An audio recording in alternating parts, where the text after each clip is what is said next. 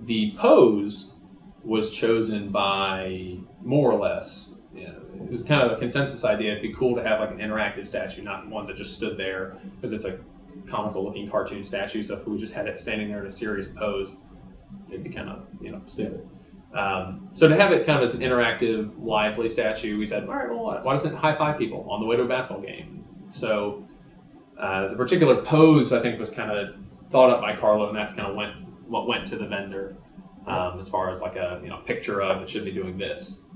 And after I approved it, the director of campus planning approved of it, the vice president for student international affairs approved it. It still had to pass the big guy's desk, so we had John Delaney come out and walk the area with us. And as of right now, we have a tentative okay, which means he's going to want to see a rendering of it in that space before he says anything, gives us the final approval.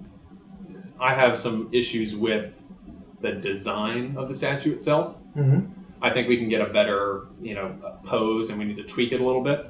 So what we're going to do, and our digital media coordinator, who's kind of like our graphic designer, is going to go back and mock up for us some different renderings. So if all goes well, the soonest I think I could reasonably tell anyone that we could have it to campus, if everything goes correctly, right, is about homecoming-ish, so mid-February.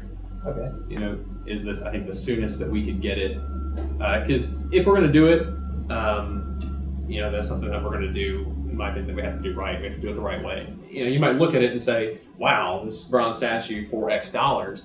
If you look at it just black and white, then how are you going to justify this little high five as X amount of dollars? But if you look into the overall, the little feeling that it gives every student, and just the general atmosphere that little by little it helps to create, I think that it becomes more, I guess, worth it in the long run, if that makes sense.